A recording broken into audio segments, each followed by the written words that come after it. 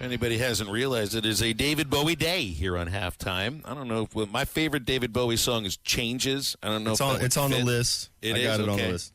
I've also had a thing for Ziggy Stardust of late. We've got Hogville's Dudley Dawson with us here on Halftime. Dudley, you got a favorite David Bowie song that we might play?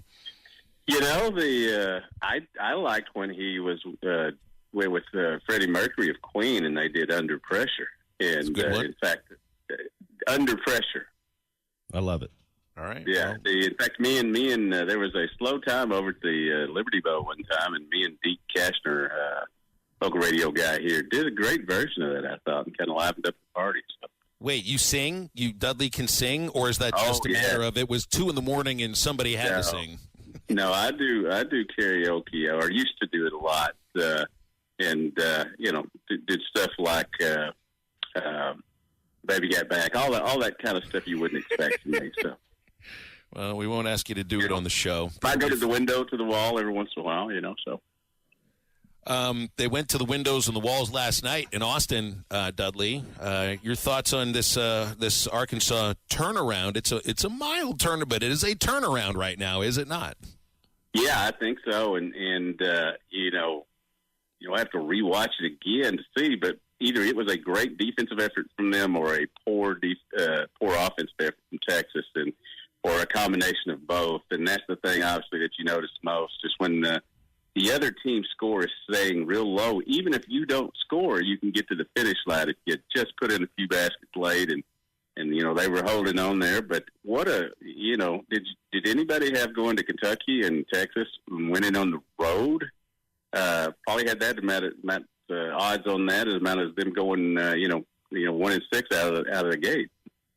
What's the it's more than one thing, Dudley, but what would be one thing you would say, okay, now this team, they have an identity. This is something they're able to bring to the game, because those first 4 or 5 conference games, it seemed like the other team set the tone, and now it seems like the Hogs are setting the tone and playing the way they want to play. What would be 1 or 2 things that you're like, man, this team is being successful because of this reason?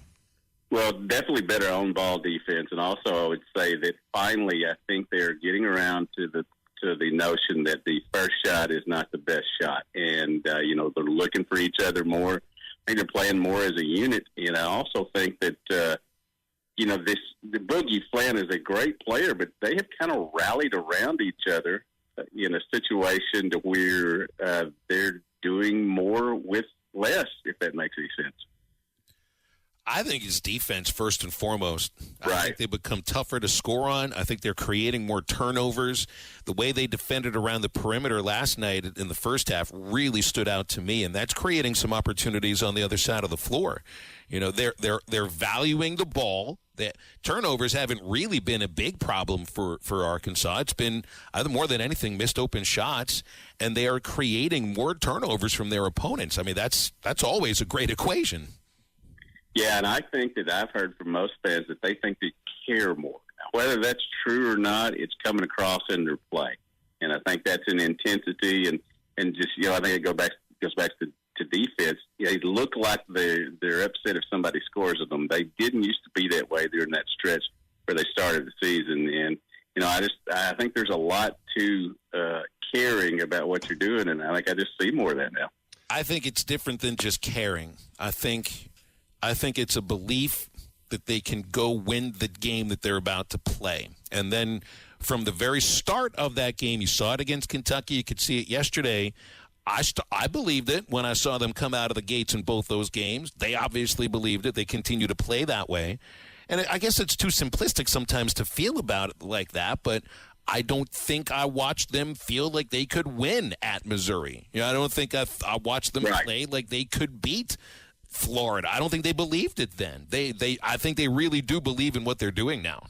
Yeah, and I do think if they are able to win at home on Saturday night against a very, very good Alabama team, that I will be 10 toes in then. I'm getting close, especially when you go win 2 on the road. But if they pull this off Saturday night, then I think you're looking at Lenardi, even when they were bad, had them, just out of the tournament, so they've got to be right there if they not only win these 2, but if they win that third one on Saturday night. I think that what I didn't think would happen would suddenly have a much better chance of happening, and that's them playing in the postseason. If they beat Alabama, then if they get to 7 wins so that'd be 4. All they'd have to do, I think, 7 get you in if you beat Alabama, because I think Alabama is one of those few teams that when people are filling out their brackets, a lot of people are going to have Alabama in the Final Four. I think so as well, and certainly we know what a good coach they have and what good players they have. Veteran squad with a lot of guys that, along with their new guys that have mixed really well. But I'm telling you, I think one of the things that needs to happen is Kentucky needs to start winning again. That was a really good win going to Kentucky, and you get a game and a half like they say. But Kentucky doesn't need to fall off the side of the cliff here, and with 4 out of 5 losses, that's not the way that you don't necessarily root for Kentucky to win, but you don't want them to be you want it to be a better win than it is starting to look like if they don't turn it around. Well, I also I would like Kentucky fans to just be celebrating their supposed program revival up until February, and then kind of the next 2 months, not so much of a revival. It's and you can feel the same way about this team right now. And I can't project too far into the future and say, look, they're about to have the same kind of February that Cal's last Kentucky team did, which, by the way, they were 8-2 last year. But you can't be making, and I need to take this into account as well, especially when you're looking at a roster that had guys that have been productive at previous stops. The season doesn't end in January. I think for some people it felt like it did. There's another month of basketball games to go, and it's not like we're over here predicting Final Four, National Championship, Sweet 16, but the way they're playing right now, a bid to the tournament does not feel like some sort of fever dream. No, and the important thing is that's not us just around here saying it. It's people on the national level, including noted Arkansas hater Jeff Goodman, who is suddenly getting on board now with Arkansas.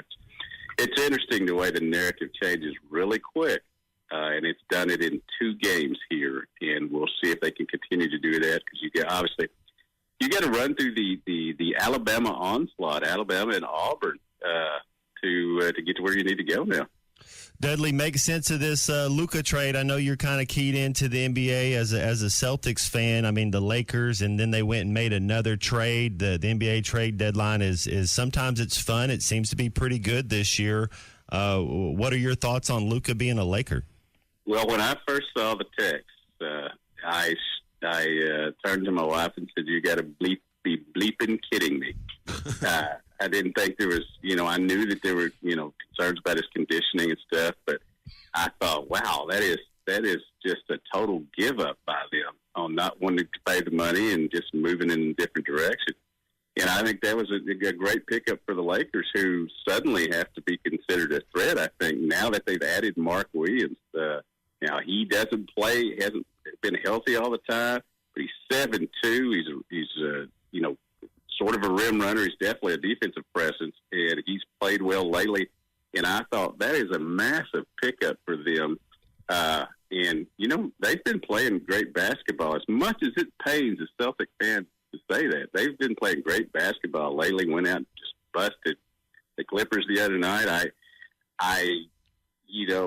Between that and the Jimmy Butler trade, I don't know what to think about the NBA anymore. I mean, I just throw a fit and get out of a situation, it seems like. You all right, Dudley? You're complimenting the Lakers. You're rooting for Kentucky. Yeah. Are you going to be like a Cubs fan? I'm not rooting for Kentucky. I'm saying it's better for Arkansas if Kentucky wins in terms of the tournament. Oh, all right. And then Sunday, who you got and why? What's going on with the Super Bowl? I don't really like either team in terms of, just rooting capabilities and all that. But I will say this. Since Kansas City's got a whole bunch of them, and since I think Jalen Hurts is one of the nicest people that I've ever met when I've been around him, and I think Saquon Barkley has gone through a lot, I think if I was going to lean, I would lean towards Philadelphia. But I would never bet against Kansas City. See, and he's rooting for the Eagles, too, here, Matt. This is a Cowboys fan. He's rooting for the Eagles. He's rooting for Kentucky. He's complimenting the Lakers. He's going to be wearing Cubs blue and red sometime soon. But yeah, that'll happen. That'll happen. Yeah, whatever. Next thing you know, he'll be covering LSU baseball, right? Hey, I am fired up that we just got these scrimmages this weekend, and let's get it going. We had a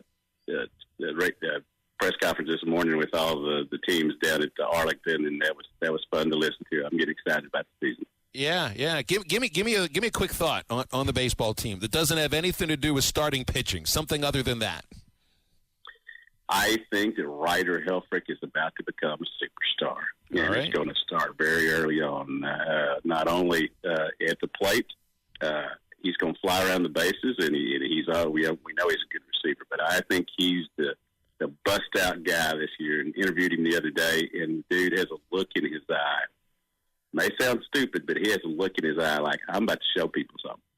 BetOnline is the world's most trusted betting platform and your number one source for online betting in 2025. Whether you're a seasoned fan or a first-time bettor, BetOnline is your ultimate game day companion. With the largest selection of odds on everything from football to NBA, college basketball to NHL and UFC, BetOnline is your number one sports betting source for the new year. From every touchdown to three-pointer and hat trick, BetOnline has you covered with odds, stats, and more for every game, every play, and every win. BetOnline, the game starts here.